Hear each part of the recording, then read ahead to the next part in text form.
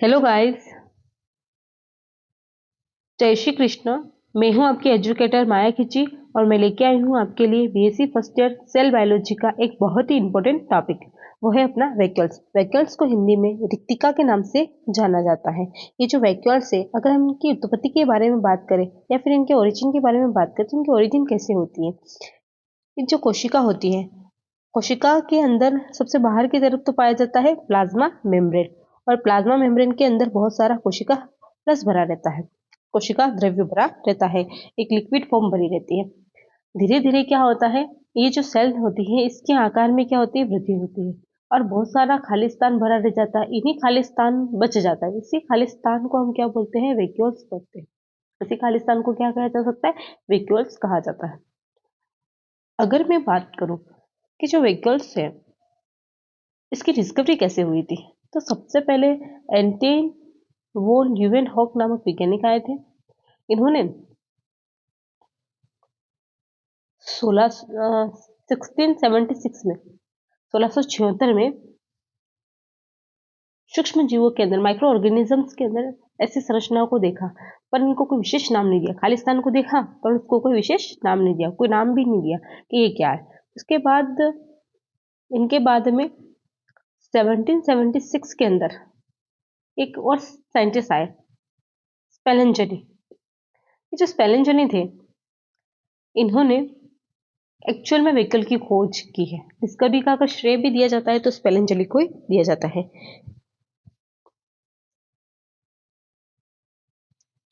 इन्होंने, स्पेलेंजनी ने क्या किया था, प्रोटोजोआ के अंदर, जो अपने प्रोटोजोआ होते हैं ना, प्रोटोजोआ के अंदर इन्होंने कॉन्ट्रेक्चुअल व्हीकल्स देखी और इन कॉन्ट्रेक्चुअल व्हीकल्स को इन्होंने क्या बोला कि ये क्या है, रेस्पिरेटरी ऑर्गन के रूप में काम आती है, ऐसा समझकर इन्होंने ज्यादा ध्यान दिया। उसके बाद एक और साइंटिस्ट आते हैं 1841 के अंदर। ये जो साइंटिस्ट है 1841 के अंदर आते हैं डुजार्डिन। ये जो डुजार्डिन नामक साइंटिस्ट है, इन्होंने बताया कि जो खालिस्तान है इसे हम क्या कह सकते हैं, वैक्यूल कह सकते हैं या फिर रिक्तिका कह सकते हैं। देन इनके बाद 1842 के अंदर स्लेडन नामक साइंटिस्ट आते हैं। ये जो स्लेडन नामक साइंटिस्ट है, इन्होंने बताया कि प्लांट सेल्स के अंदर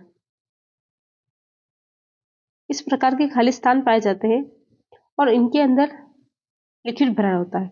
इस लिक्विड को इन्होंने सेल सेप कहा, सेल सेप के नाम से बताया कि ये क्या है, कोशिका का रस है। प्लांट सेल्स के लिए सबसे पहले वैक्यूल्स जो शब्द है वो प्रयोग किसने किया था, 1842 में स्लेडन ने किया था।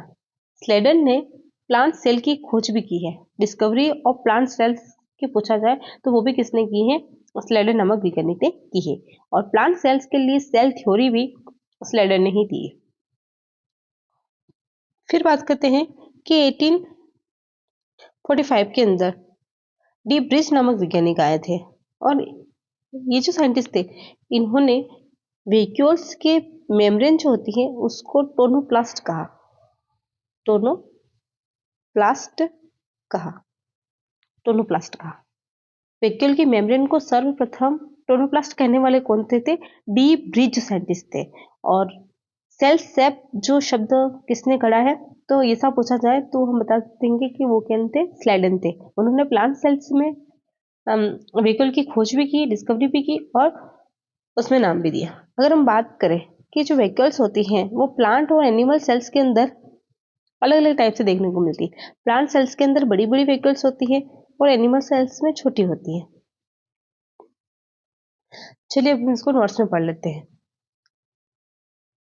रिक्तिकाएं या रसधानियां, जिनको हम इंग्लिश में क्या बोलते हैं, वैक्यूल्स बोलते हैं। इनको रसधानियां इसलिए बोल रहे हैं कि ये एक मेम्ब्रेन है और मेम्ब्रेन के अंदर बहुत सारा रस भरा हुआ है, इसलिए इसको हम क्या बोलते हैं, रसधानियां बोलते हैं। रिक्तिका की खोज स्पेलेंजनी 1776 में की थी। अपरिपक्व कोशिका में प्लाज्मा झिल्ली के अंदर का भाग पूर्ण रूप से कोशिका द्रव्य द्वारा भरा रहता है, परंतु जैसे जैसे कोशिका का आकार बढ़ता है उसमें अनेक रिक्त स्थान उत्पन्न हो जाते हैं, जिन्हें रिक्तिका, रसधानी या फिर वैक्यूल्स कहते हैं। डिस्कवरी की बात करें तो एंटन वॉन ल्यूवेनहुक ने पौधों और सूक्ष्म जीवों में रिक्तिका जैसी संरचनाओं को देखा और उनका वर्णन किया, लेकिन विशेष नाम नहीं दिया।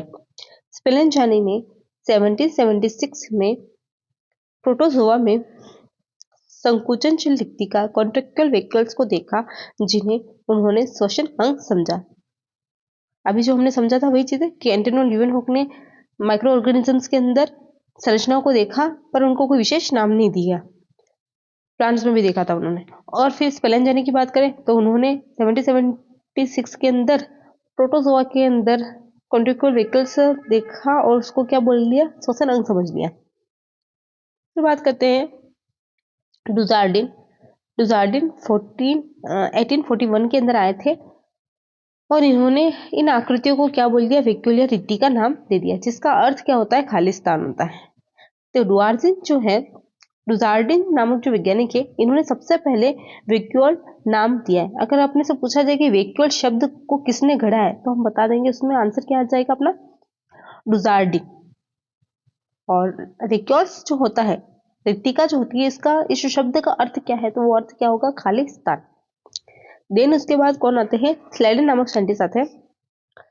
स्लाइडन 1842 के अंदर स्लाइडन ने पादप कोशिका में रिक्तिका शब्द का प्रयोग किया। प्लांट सेल्स के लिए विकल्प शब्द का यूज किसने किया है, स्लाइडन ने किया, जिससे कोशिका रस युक्त संरचना की पहचान हो। वहीं से अपने को क्या मिला, सेल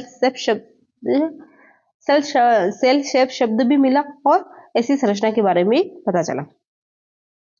फिर आते हैं डी ब्रिज नामक वैज्ञानिक, और इन्होंने 1885 के अंदर उन्होंने रिक्तिका की झिल्ली वेक्यूल मेम्ब्रेन को टोनोप्लास्ट नाम दिया।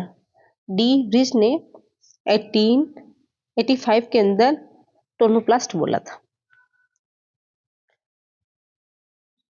तो अगर हम इनकी संरचना की बात करते हैं तो ये जो होते हैं, देखो पानी के पाउच जैसे होते हैं। यहाँ पर इसका पूरा क्या है, ये पूरा जो है इसका यहाँ से ये पूरा इसका क्या है, सेल से भरा हुआ है। बाहर इसकी एक मेम्ब्रेन है जिसको हम क्या कहते हैं, टोनोप्लास्ट। बिल्कुल ऐसे जैसे कि गुब्बारे में पानी भर रखा हो ना, वैसी संरचना होती है। जो जितनी भी छोटी छोटी व्हीकल्स होती हैं, ऐसी छोटी छोटी व्हीकल्स होती है, ये मिलकर क्या करती है, एक बड़ी व्हीकल का निर्माण करती है।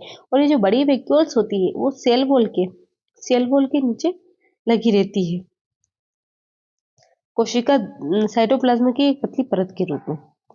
और इस पतली परत को अपन क्या बोलते हैं, प्रीमोर्डियल यूट्रिकल बोलते हैं, प्रीमोर्डियल यूट्रिकल कहते हैं। आप इसे समझाते हो कि बहुत सारी छोटी छोटी वैक्यूल्स से ये सारे वैक्यूल्स प्लस होकर एक बड़ी वैक्यूल का निर्माण करती हैं। ये जो बड़ी वैक्यूल होती है वो सेल वॉल, ये क्या है, हमारी सेल वॉल है और इसे सेल वॉल के नीचे पतली परत के रूप में पाई जाती है। ये जो पतली परत के रूप में इस तरह से साइटोप्लाज्म की एक पतली परत देखने को मिलती है, इसे हम क्या बोलते हैं, प्रीमोर्डियल यूट्रिकल्स कहते हैं। कोशिका की वृद्धि के साथ साथ सभी छोटी कोशिकाएं वैक्यूल्स मिलकर एक बड़ी वैक्यूल्स बना लेते हैं। बड़ी वैक्यूल के निर्माण से कोशिका द्रव्य एक पतली परत के रूप में कोशिका भित्ति के अंदर की ओर लगा होता है, जिसे कोशिका धृति प्रीमोर्डियल यूट्रिकल कहते हैं। ये कोशिका है, यहाँ पर अगर रिक्तिका इतनी बड़ी हो जाएगी और यहाँ पर सेल वॉल है, तो सेल वॉल के नीचे क्या पाया जाएगा, पतली सी परत के रूप में क्या पाया जाएगा, साइटोप्लाज्म पाया जाएगा। और इसी को हम क्या बोल रहे हैं, प्रीमोर्डियल यूट्रिकल्स कह रहे हैं। रिक्तिका के चारों ओर पाई जाने वाली कोशिका द्रव्य की झिल्ली को रिक्तिका झिल्ली, वैक्यूल मेम्ब्रेन या टोनोप्लास्ट कहते हैं। और टोनोप्लास्ट जो शब्द है वो किसने दिया था, डी ब्रिज ने दिया था। कब दिया था, 1885 में दिया था। वैक्यूल्स में पाए जाने वाले तरल पदार्थ को रिक्तिका रस, वैक्यूल सेप या कोशिका रस, सेल सेप कहते हैं। सेल सेप जो शब्द था वो किसने दिया था, स्लाइडन ने दिया था। कब दिया था, 1842 के अंदर दिया था। इसको वैक्यूलर सेप भी कह सकते हैं और क्या बोल सकते हैं, सेल सेप भी बोल सकते हैं। अब ये जो सेल सेप है इसके अंदर बहुत सारे मिनरल सॉल्ट भरे होते हैं, मिनरल सॉल्ट देखने को मिल सकते हैं और बहुत सारे एसिड भी देखने को मिलते हैं।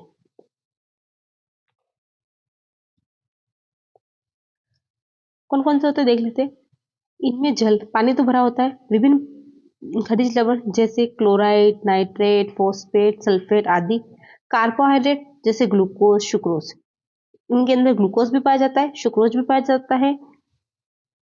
अगर मिनरल्स की बात करें तो क्लोराइड पाए जाते हैं, नाइट्राइट पाए जाते हैं, फॉस्फेट पाए जाते हैं और सल्फेट पाए जाते हैं और इनके अंदर पानी भी होता है। और एमाइड,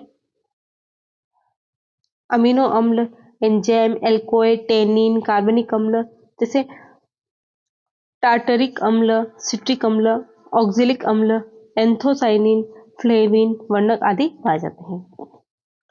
ये जो पेटल्स होते हैं ना प्लांट्स के फ्लावर के अंदर, उनका जो कलर होता है वो भी किसकी वजह से आता है, एंथोसाइनिन की वजह से ही होता है। देखो, पुष्पदलों, पेटल्स के विभिन्न रंग एंथोसाइनिन वर्णक के कारण ही होते हैं, जो जल में घुलनशील होता है। एंथोसाइनिन जो होता है वो क्या होता है, जल के अंदर घुलनशील होता है और जितने भी पेटल्स है उनका जो रंग है वो भी एंथोसाइनिन के कारण ही होता है।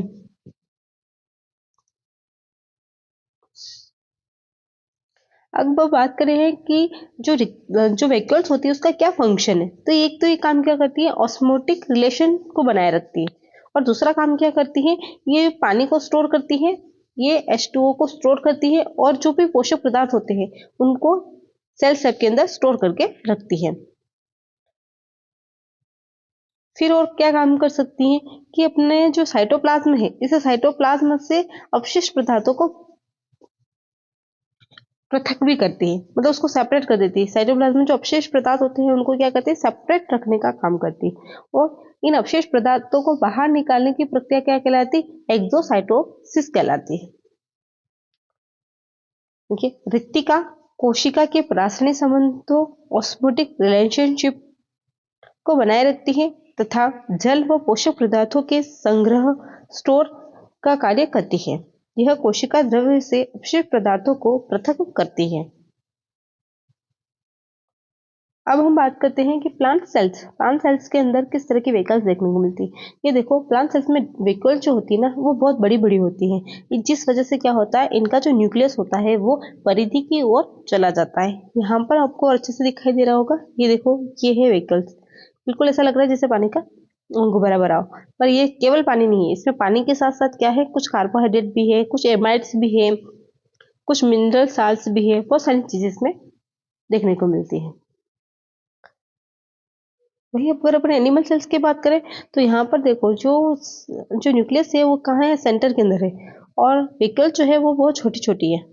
देखो, ये सारी क्या है, वेहिकल्स है और वेहिकल्स कैसे आकार में बहुत छोटी छोटी देखने को मिलती है। जो वेहिकल्स होती है वो कैसी होती है, अगर इसकी प्रकृति पूछी जाए तो हम क्या बताएंगे, ये न्यूट्रल होती है। कौन सी, इमेच्योर जो वेहिकल होती है वो कैसी होती है, न्यूट्रल होती है। लेकिन अगर ये मेच्योर हो जाए तो इसकी प्रकृति कैसी हो जाएगी, एसिडिक हो जाएगी। एक और ऐसा ऑर्गेनेल है जिसकी प्रकृति एसिडिक होती है, वो कौन सा ऑर्गेनेल है, कमेंट से बताना। रिक्तिका उदासीन नेचर की होती है लेकिन परिपक्व होने पर अम्लीय एसिडिक हो जाती है। अभी मैंने बताया था कि जो एनिमल सेल्स होते हैं उनके अंदर जो रिक्तिका होती है वो छोटी छोटी होती है या फिर एब्सेंट होती है। तो एनिमल सेल्स के अंदर रिक्तिका होगी तो वो छोटी होगी और बाकी एब्सेंट होगी। उसके अलावा मेरिस्टेमिक जो सेल्स होती है, मेरिस्टेमेटिक जो सेल्स होती है उनके अंदर भी रिक्तिकाएं क्या होती है, एब्सेंट होती है। जंतु कोशिका एवं विभोजक कोशिकाओं, मेरिस्टेमेटिक सेल्स में रिक्तिका अनुपस्थित होती है। ठीक है, आज का अपना टॉपिक बस इतना ही था। थैंक यू फॉर वॉचिंग ये वीडियो। अगर मेरी वीडियो अच्छी लगती है तो वीडियो को लाइक करें, शेयर करें और कमेंट्स करें। आपके कमेंट से मुझे मोटिवेशन मिलता है और मिलते हैं इसी नेक्स्ट वीडियो में, तब तक के लिए बाय।